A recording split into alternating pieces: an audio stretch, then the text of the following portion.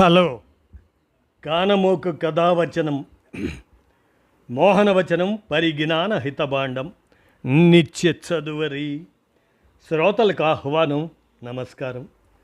చదవదగునెవరు రాసిన తదుపరి చదివిన వెంటనే మరువక పలువురికి వినిపింపబూనిన అది ఏ పరిజ్ఞాన హితభాండమౌపో మహిళ మోహనవచనమై విరాజిల్లు. పరిజ్ఞాన హితభాండం లక్ష్యం ప్రతివారీ సమాచార హక్కు, తెలుసుకునే హక్కు సైతం జీవించే హక్కుతో సమానం. ఆ స్ఫూర్తితోనే మిత్రుడు కెవి కృష్ణయ్య విరచితాంశంగా జన్జీ చారిత్రక ప్రాధాన్యత పరిణామం అనేటువంటి అంశాన్ని మన కానమోకు కథావచన శ్రోతలకు అవగాహన నిమిత్తం ఈ అంశాన్ని వినిపిస్తాను, వినండి. జన్జీ చారిత్రక ప్రాధాన్యత పరిణామం, కెవి కృష్ణయ్య విరచితం. ఇక వినండి. జన్జీ భారత సమాజంలో ఒక మానసిక సామాజిక పరివర్తన. ప్రతి గొప్ప నాగరికత చరిత్రలో సమాజాన్ని మార్చే అద్భుతమైన మార్పులు ముందుగా మనుషుల మనసుల్లోనే ప్రారంభమవుతాయి. తర్వాత అవి సంస్థలను, రాజకీయాలను, ఆర్థిక వ్యవస్థలను, చివరికి చరిత్రనే మార్చేస్తాయి. భారతదేశంలో ప్రస్తుతం అత్యంత శక్తివంతమైన పరివర్తన పార్లమెంటులోనో, మార్కెట్లోనో, సాంకేతిక రంగంలోనో ప్రారంభం కాలేదు. అది ఒక కొత్త తరం ఆలోచన విధానంలో నిశ్శబ్దంగా ఆరంభమైంది. ఆ తరం జన్జీ. చరిత్రలో ప్రతి తరం కాలంతో పాటు ప్రయాణిస్తుంది, కానీ కొన్ని తరాలు మాత్రమే కాలం ప్రయాణించే దిశనే మార్చేస్తాయి. భారతదేశంలో జన్జీ అలాంటి చారిత్రక మలుపుకు సంకేతంగా కనిపిస్తుంది. ఈ తరం ప్రపంచాన్ని చూసే విధానం, సమాచారాన్ని విశ్లేషించే తీరు, ఆధారాలను కోరే మేధో సంస్కృతి, అధికారాన్ని ప్రశ్నించే ధైర్యం, సంస్థల నుంచి జవాబుదారీతనాన్ని ఆశించే పౌర చైతన్యం, ఇవన్నీ కలిసి భారత సమాజంలో ఒక లోతైన మానసిక సామాజిక పరివర్తనకు నాంది పలుకుతున్నాయి. అందువల్ల జన్జీను కేవలం ఒక వయోవర్గంగా చూడటం సరిపోదు. భారతదేశ భవిష్యత్తు ఏ దిశగా పరిణామం చెందబోతుందో సూచించే ఒక చారిత్రక సామాజిక సంకేతంగా అర్థం చేసుకోవాలి. ఈ తరాన్ని కేవలం జనాభా గణాంకాలలోని ఒక వయోవర్గంగా చూడటం తీవ్రమైన సరళీకరణ. సామాజిక శాస్త్ర దృష్టిలో ఒక తరం అనేది ఒకే కాలంలో జన్మించిన వ్యక్తుల సమూహం మాత్రమే కాదు. ఒకే చారిత్రక అనుభవాన్ని, ఒకే సమాచార ప్రపంచాన్ని, ఒకే సాంకేతిక వాతావరణాన్ని, ఒకే సామాజిక ఒత్తిడులను పంచుకున్న మానసిక సమూహం. అందువల్ల ప్రతి తరం తనదైన ప్రపంచ దృష్టిని నిర్మించుకుంటుంది. ఆ దృష్టే భవిష్యత్ సమాజ స్వరూపాన్ని నిర్ణయిస్తుంది. గత 2 శతాబ్దాలుగా మానవ సమాజం 3 ప్రధాన దశలను దాటింది. పారిశ్రామిక విప్లవం ఉత్పత్తి విధానాన్ని మార్చింది. సమాచార విప్లవం జ్ఞానాన్ని ప్రజాస్వామీకరించింది. ఇప్పుడు కృత్రిమ మేధస్సు, డిజిటల్ అనుసంధానం, అపార సమాచార ప్రవాహం కలిసి 4వ దశను నిర్మిస్తున్నాయి. ఇది ఆలోచన విప్లవం. ఈ దశలో శక్తి అనేది సమాచారాన్ని కలిగి ఉండటంలో లేదు. సమాచారాన్ని విశ్లేషించి, నిజాన్ని గుర్తించి, వ్యవస్థలను ప్రశ్నించే సామర్థ్యంలో ఉంది. అందుకే జన్జీను అర్థం చేసుకోవడానికి డిజిటల్ తరం అనే నిర్వచనం సరిపోదు. వారు డిజిటల్ పరికరాలను ఉపయోగించే మొదటి తరం కాదు. డిజిటల్ సమాచారాన్ని అనుమానించే, ధృవీకరించే, విశ్లేషించే మొదటి తరం. గత తరాలు సమాచారం కోసం ఎదురుచూశాయి. ఈ తరం సమాచారం మధ్య జీవిస్తుంది. వారి సవాలు సమాచారాన్ని పొందడం కాదు, నిజాన్ని గుర్తించడం. ఈ మార్పు మానవ చరిత్రలో అత్యంత కీలకమైన మేధో పరిణామాల్లో ఒకటి. ఇక్కడ ఒక ప్రాథమిక ప్రశ్న ఎదురవుతుంది.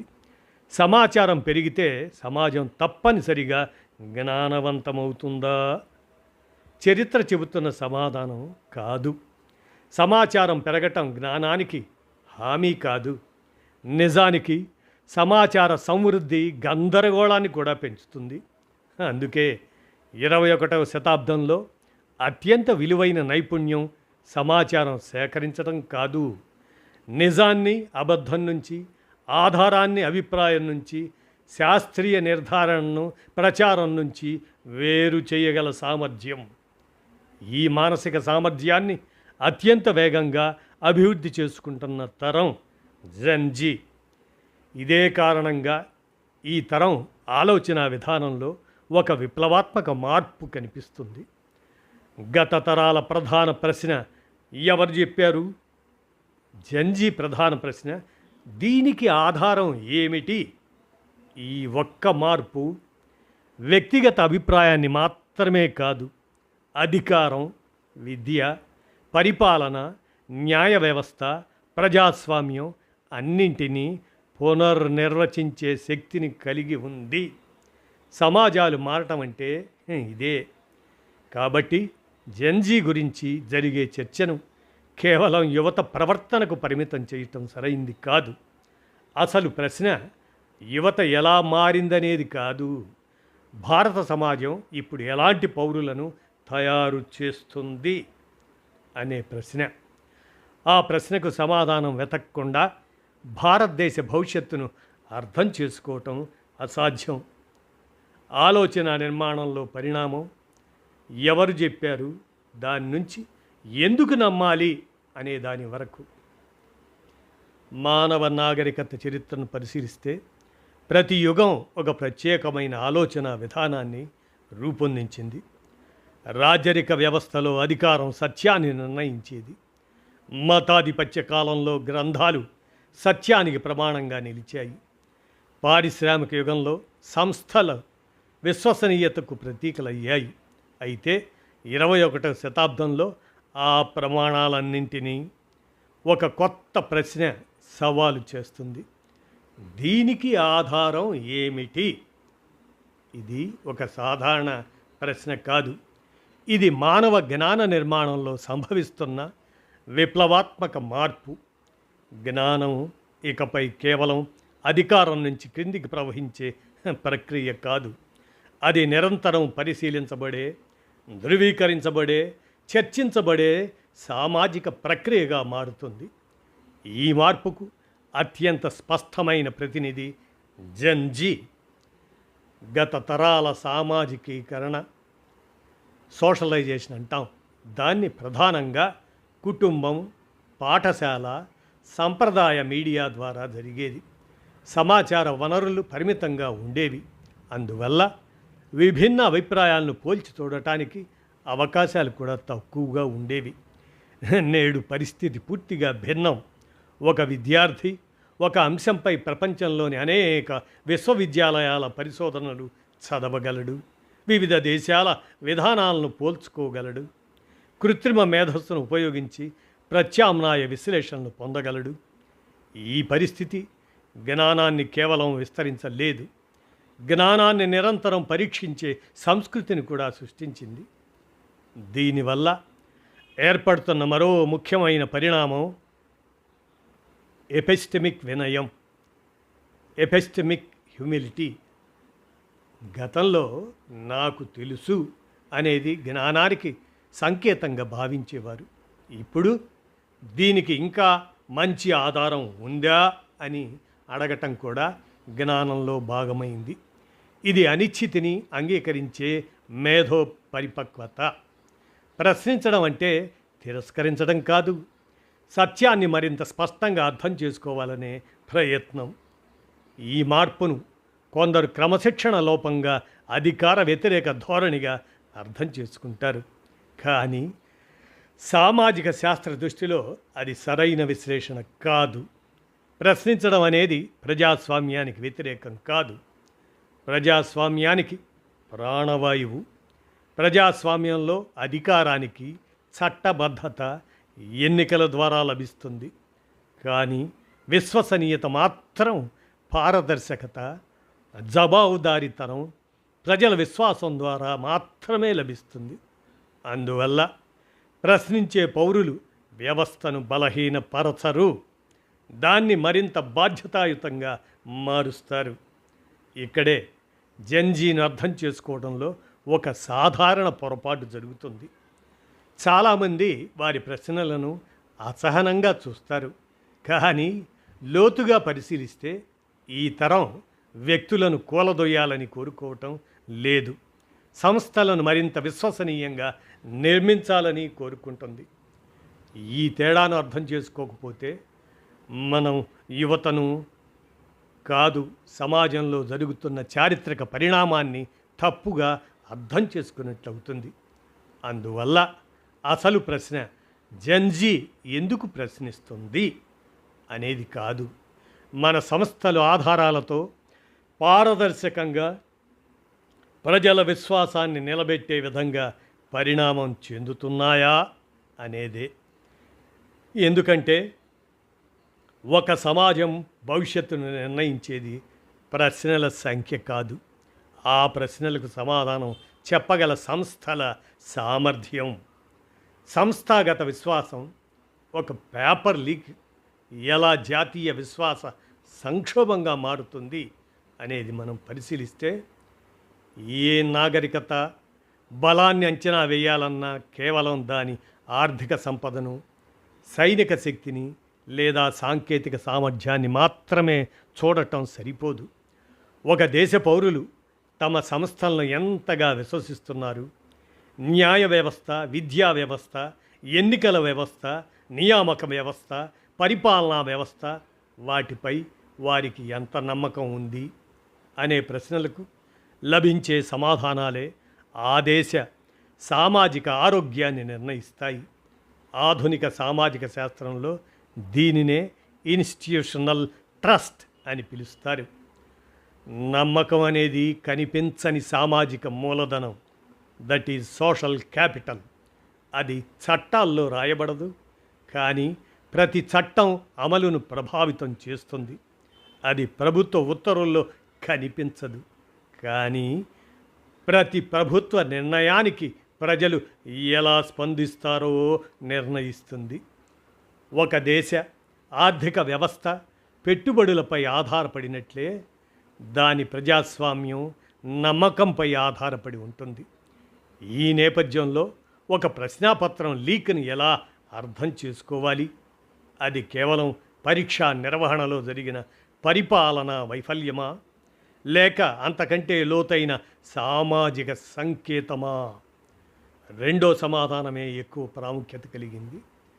ఎందుకంటే ఒక పేపర్ లీక్ ఒక పరీక్షను మాత్రమే దెబ్బతీయదు, నియమాలు అందరికీ సమానంగా వర్తిస్తాయనే విశ్వాసాన్ని కూడా దెబ్బతీస్తుంది.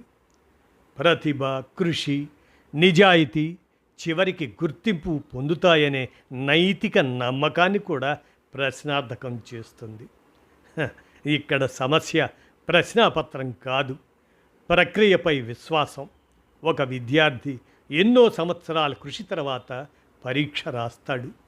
ఆ పరీక్ష కేవలం మార్కులను కొలవదు, సమాజం అతనితో చేసుకున్న ఒక మౌన ఒప్పందాన్ని కూడా ప్రతిబింబిస్తుంది. ఆ ఒప్పందం ఏమిటంటే, నీవు నిజాయితీగా శ్రమిస్తే మేము న్యాయంగా మూల్యాంకనం చేస్తాము అనే ఆ ఒప్పందం విచ్ఛిన్నమైతే దెబ్బతినేది ఒక ఫలితం కాదు, మొత్తం వ్యవస్థ యొక్క నైతిక ఆధారం. ఇక్కడే జెన్జీ స్పందనను అర్థం చేసుకోవాలి. వారి నిరసన కేవలం పరీక్షను మళ్ళీ నిర్వహించాలనే డిమాండ్ కాదు, వ్యవస్థ తన విశ్వసనీయతను ఎలా పునరుద్ధరిస్తుంది అనే ప్రశ్న. వారు ఒక వ్యక్తిని శిక్షించమని మాత్రమే అడగడం లేదు, భవిష్యత్తులో ఇలాంటి పరిస్థితి మళ్ళీ రాకుండా సంస్థాగత సంస్కరణలు ఎలా జరుగుతాయో తెలుసుకోవాలని అనుకుంటున్నారు. ఈ దృక్పథం వ్యక్తులపై కాకుండా వ్యవస్థలపై దృష్టి కేంద్రీకరించే ప్రజాస్వామ్య పరిపక్వతకు సంకేతం. సామాజిక శాస్త్రంలో ఒక ముఖ్యమైన పరిశీలన ఉంది. సంస్థలపై నమ్మకం తగ్గిన సమాజాలు క్రమంగా వ్యక్తులపై ఆధారపడే సమాజాలుగా మారతాయి. అప్పుడు నియమాల కంటే పరిచయాలు బలపడతాయి. ప్రతిభ కంటే ప్రభావం విలువ పొందుతుంది. ప్రక్రియ కంటే వ్యక్తిగత జోక్యం ప్రధానమవుతుంది. ఇది ఏ ప్రజాస్వామ్యానికైనా ప్రమాదకరమైన దిశ. అందువల్ల పరీక్షా వ్యవస్థలో పారదర్శకత అనేది కేవలం విద్యా సంస్కరణ కాదు, అది ప్రజాస్వామ్య సంస్కరణ. నిష్పక్షపాతమైన పరీక్షలు కేవలం ఉద్యోగాలను కేటాయించవు, ప్రజలు తమ దేశ వ్యవస్థను విశ్వసించే కారణాలను కూడా నిర్మిస్తాయి. అదేవిధంగా ఒక చిన్న లోపం కూడా అనేక మంది మనసుల్లో పెద్ద అనుమానాన్ని నాటగలదు. అందుకే జంతర్ మంతర్లో వినిపించిన స్వరాన్ని కేవలం విద్యార్థుల ఆవేదనగా చూడటం సరిపోదు. అది ఒక తరం భారత ప్రజాస్వామ్యాన్ని ఉద్దేశించి అడిగిన ప్రశ్న. మా ప్రతిభను మాత్రమే పరీక్షించవద్దు, మీ వ్యవస్థల విశ్వసనీయతను కూడా నిరూపించండి. ఈ ఒక్క ప్రశ్నలోనే భవిష్యత్ భారతదేశపు పౌర చైతన్యం అంతా నిక్షిప్తమై ఉంది. ప్రతిభా సమాజం, మెరిటోక్రసీ, దాని నుంచి విశ్వసనీయ సమాజం, ట్రస్ట్ సొసైటీ వరకు మనం పరిణామం చెందాలి. ఆధునిక భారతదేశ నిర్మాణంలో అత్యంత గొప్ప సామాజిక ప్రయోగం ఏదైనా ఉంటే అది ప్రతిభకు అవకాశాన్ని కల్పించే వ్యవస్థ. మెరిటోక్రసీ. కులం, వంశం, ఆర్థిక నేపథ్యం, సామాజిక హోదా ఇటువంటి సంప్రదాయ అడ్డంకులను అధిగమించి వ్యక్తి తన ప్రతిభ, శ్రమ, క్రమశిక్షణ వాటి ఆధారంగా జీవితాన్ని నిర్మించుకోవచ్చనే విశ్వాసంపై భారత గణతంత్రం నిలబడి ఉంది. పోటీ పరీక్షలు, విద్యాసంస్థలు, నియామక వ్యవస్థలు ఈ విశ్వాసానికి పరిపాలనా సాధనాలు మాత్రమే కాదు, అవి రాజ్యాంగంలోని సమాన అవకాశాల సూత్రానికి ఆచరణాత్మక రూపాలు. అయితే ప్రతిభ ఆధారిత వ్యవస్థ కేవలం పరీక్షలు నిర్వహించటం వల్ల ఏర్పడదు, ఆ పరీక్షల విశ్వసనీయత వల్ల ఏర్పడుతుంది. ప్రశ్నాపత్రం లీక్ కావడం, మూల్యాంకనంలో లోపాలు, నియామక ప్రక్రియల్లో పారదర్శకత ఇటువంటివి లేకపోవటం వంటి సంఘటనలు ఒక పరీక్షను మాత్రమే ప్రభావితం చేయవు, అవి సమాజంలో ఒక ప్రమాదకరమైన సందేహాన్ని సృష్టిస్తాయి. విజయం నిజంగా ప్రతిభ ఫలితమేనా? ఈ సందేహం విస్తరించడం ప్రారంభమైతే అది కేవలం విద్యా వ్యవస్థ కాదు, సమాజంలోని నైతిక నిర్మాణానికే సవాలుగా మారుతుంది. అందుకే జెన్జీ ఆవేదనను ఉద్యోగ అవకాశాల కోసం జరుగుతున్న పోటీగా మాత్రమే చూడలేము.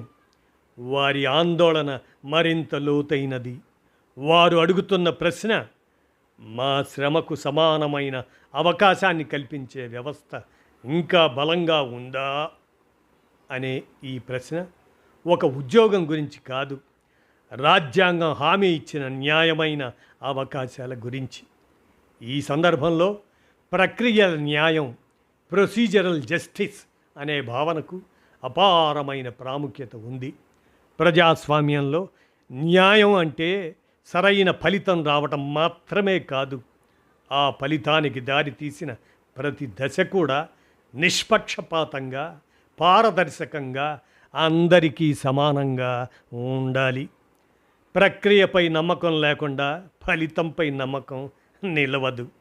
అందుకే ఒక పరీక్షలో జరిగిన లోపం లక్షలాది మంది యువతలో వ్యవస్థపై నమ్మకాన్ని ప్రభావితం చేస్తుంది. ఇక్కడ ఒక పెద్ద సామాజిక ప్రశ్న ఎదురు నిలుస్తుంది.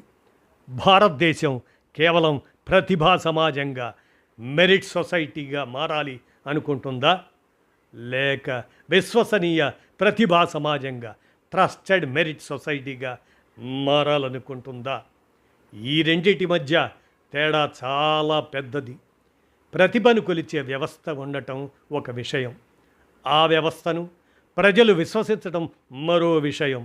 రెండోది లేకపోతే మొదటిది కూడా నిలబడదు.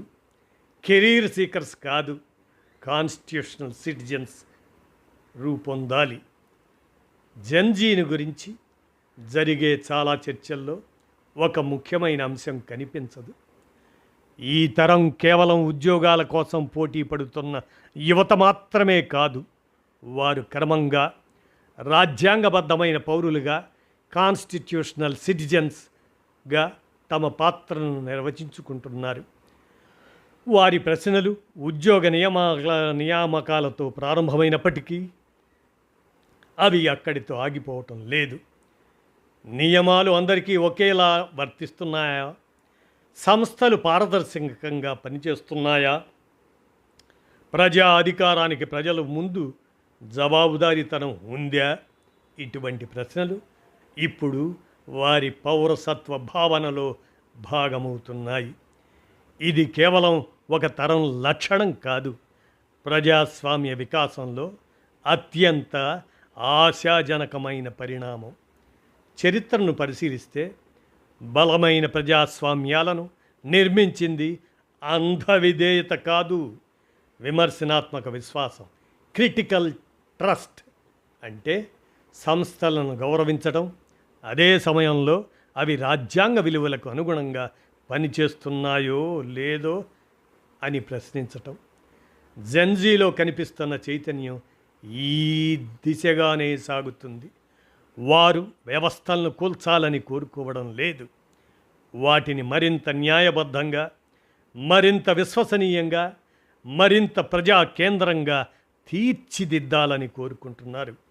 అందువల్ల జంతర్ మంతర్లో వినిపించిన స్వరం కేవలం ఒక నిరసన నినాదం కాదు, అది భారత గణతంత్రానికి యువత పంపిన ఒక ప్రజాస్వామ్య సందేశం. మాకు అవకాశాలు ఇవ్వండి అనే విజ్ఞప్తి మాత్రమే కాదు, అవకాశాలు అందరికీ సమానంగా చేరే వ్యవస్థను నిర్మించండి అనే రాజ్యాంగబద్ధమైన ఆకాంక్ష. ప్రశ్నించే నాగరికత భారతదేశ భవిష్యత్తు ఏ దిశగా అనేది నిర్ణయిస్తుంది. ప్రతి నాగరికత తన భవిష్యత్తును నిర్మించేది కేవలం తన వనరులతో కాదు, తన ఆలోచన విధానంతో. చరిత్రను పరిశీలిస్తే ఒక ఆసక్తికరమైన సత్యం కనిపిస్తుంది. ఏ సమాజము కేవలం ఆర్థిక సంపద వల్ల గొప్పది కాలేదు, అలాగే ఏ నాగరికత కేవలం సాంకేతిక పురోగతి వల్ల శాశ్వతంగా నిలబడలేదు. దీర్ఘకాలికంగా నిలిచిన సమాజాలు అన్నీ ఒక సామాన్య లక్షణాన్ని కలిగి ఉన్నాయి, తమను తాము ప్రశ్నించుకునే ధైర్యం. ప్రశ్నించడం అనేది వ్యతిరేకతకు పర్యాయపదం కాదు, అది సత్యాన్వేషణకు తొలి అడుగు. శాస్త్రం ప్రశ్నలతో ప్రారంభమైంది, తత్వశాస్త్రం ప్రశ్నలతో వికసించింది, ప్రజాస్వామ్యం కూడా ప్రశ్నించే పౌరుల వల్లే బలపడింది. అందువల్ల ప్రశ్నలు లేని సమాజంలో ప్రశాంతత కనిపించవచ్చు, కానీ అది సృజనాత్మక నిశ్శబ్దం కాదు. చాలా సందర్భాల్లో అది చైతన్యం కోల్పోయిన నిశ్శబ్దం కావచ్చు.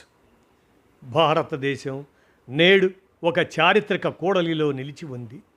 ఒకవైపు ప్రపంచంలోనే అతిపెద్ద యువ జనాభా, మరోవైపు వేగంగా అభివృద్ధి చెందుతున్న కృత్రిమ మేధస్సు, డిజిటల్ సాంకేతికత, జ్ఞాన ఆర్థిక వ్యవస్థ. ఈ రెండూ కలిసినప్పుడు అసలు ప్రశ్న యువతకు ఎంత సమాచారం అందుబాటులో ఉందనేది కాదు, ఆ సమాచారాన్ని వారు ఎలా అర్థం చేసుకుంటున్నారు, దాని ఆధారంగా సమాజాన్ని ఎలా పునర్నిర్మించాలనుకుంటున్నారు అనేవే. ఇక్కడే జెన్జీ యొక్క చారిత్రక ప్రాధాన్యం కనిపిస్తుంది. ఈ తరం ప్రతి విషయంపై సరైందో తప్పో అనే తీర్పు ఇవ్వాలని కాదు, ప్రతి నిర్ణయం వెనుక ఉన్న తర్కాన్ని తెలుసుకోవాలని కోరుకుంటుంది. ప్రతి విధానాన్ని తిరస్కరించాలని కాదు, ప్రతి విధానం ప్రజా ప్రయోజనానికి ఎలా ఉపయోగపడుతుందో తెలుసుకోవాలని కోరుకుంటుంది. ప్రతి సంస్థను బలహీనపరచాలని కాదు, ప్రతి సంస్థ ప్రజల విశ్వాసానికి అర్హంగా ఎలా మారుతుందో చూడాలని కోరుకుంటుంది. ఈ దృక్పథం ప్రజాస్వామ్యానికి సవాలు కాదు, ప్రజాస్వామ్యాన్ని మరింత పరిణతి చెందించే శక్తి. అయితే ఇక్కడ ఒక బాధ్యత యువతపై మాత్రమే లేదు. సమాజం, విద్యా సంస్థలు, ప్రభుత్వాలు, న్యాయ వ్యవస్థ, మీడియా, మేధావులు అందరూ తమను తాము ఒక ప్రశ్న అడగాలి. ప్రశ్నించే పౌరులను తయారు చేసే సమాజాన్ని మనం నిర్మిస్తున్నామా, లేక ప్రశ్నలను భయపడే వ్యవస్థలను కొనసాగిస్తున్నామా? ఎందుకంటే ఒక నాగరికత భవిష్యత్తు పౌరుల మేధస్సుపై మాత్రమే ఆధారపడదు, ఆ మేధస్సును గౌరవించే సంస్థలపై కూడా ఆధారపడుతుంది. భవిష్యత్తులో కృత్రిమ మేధస్సు మనకు సమాచారం అందించగలదు, యంత్రాలు విశ్లేషణ చేయగలవు, ఆల్గరిథములు అంచనాలు వేయగలవు. కానీ ఒక సమాజం ఏ ప్రశ్నలను అడగాలి, ఏ విలువలను కాపాడాలి, న్యాయం అంటే ఏమిటి, సమాన అవకాశం అంటే ఏమిటి, ఇటువంటి ప్రశ్నలకు సమాధానం చెప్పేది ఇప్పటికీ మనిషి నైతిక చైతన్యమే.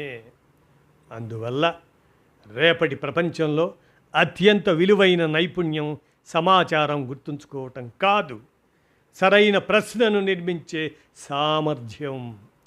ఈ నేపథ్యంలో జెన్జీని కేవలం ఒక తరం అని నిర్వచించటం సరిపోదు.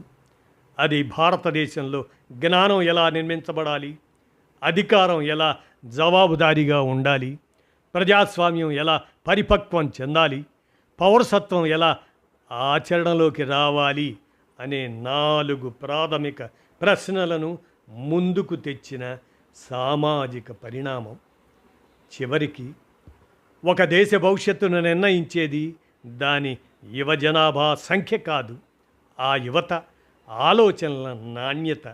ఒక ప్రజాస్వామ్యాన్ని బలపరిచేది అంధ విధేయత కాదు, హేతుబద్ధమైన విశ్వాసం. ఒక సమాజాన్ని ముందుకు నడిపేది నిశ్శబ్దం కాదు, బాధ్యతతో కూడిన సంభాషణ. ఒక నాగరికతను శాశ్వతంగా నిలబెట్టేది అధికార శక్తి కాదు, సత్యాన్ని అన్వేషించే మేధో సంస్కృతి. ఒక తరం ఆలోచన మారుతుంది, ఇది అసాధారణం కాదు. చరిత్రలో ప్రతి తరము మారింది, కానీ కొన్ని తరాలు మాత్రమే సమాజపు ఆలోచన విధానాన్నే మార్చాయి. భారతదేశంలో నేడు అలాంటి నిశ్శబ్ద మానసిక సామాజిక పరివర్తన జరుగుతున్న సంకేతాలు కనిపిస్తున్నాయి. జంతర్ మంతర్లో జరిగిన జన్జీ ఉద్యమం ఆ పరివర్తనకు ఒక ఉదాహరణ మాత్రమే. అసలు కథ భారత సమాజంలో రూపుదిద్దుకుంటున్న కొత్త పౌర చైతన్యం. ఈ చైతన్యం విద్యా వ్యవస్థను, పరిపాలనను, న్యాయ వ్యవస్థను, ప్రజా సంస్థలను మరింత పారదర్శకంగా, మరింత జవాబుదారీగా మారాలని కోరుతుంది. కాలక్రమేణా ఇదే ఆలోచన పరివర్తన రాజకీయ సంస్కృతిని కూడా ప్రభావితం చేసే అవకాశం ఉంది. ఎందుకంటే ప్రశ్నించే పౌరులు పెరిగినప్పుడు జవాబుదారీతనాన్ని డిమాండ్ చేసే ప్రజాస్వామ్యం సహజంగానే బలపడుతుంది. అందుకే మనం ఈ అంశాన్ని ముగించే క్రమంలో మిగిలేది ఒకే ప్రశ్న: భారతదేశ భవిష్యత్తును నిర్మించబోయే తరం సిద్ధంగా ఉంది. ఇప్పుడు ప్రశ్న ఒక్కటే, ఆ తరం అడిగే ప్రశ్నలను వినడానికి, వాటికి ఆధారాలతో సమాధానం చెప్పడానికి, అవసరమైతే తనను తాను సంస్కరించుకోవడానికి భారతీయ సంస్థలు సిద్ధంగా ఉన్నాయా అనేది. అయితే ఈ పరిణామం ఇక్కడితో ఆగిపోదు.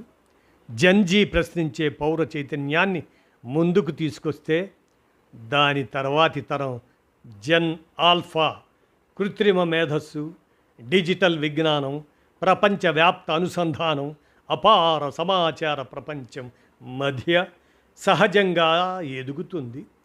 ఈ తరానికి సమాచారం ఒక వనరు కాదు, అది వారి జీవన వాతావరణం.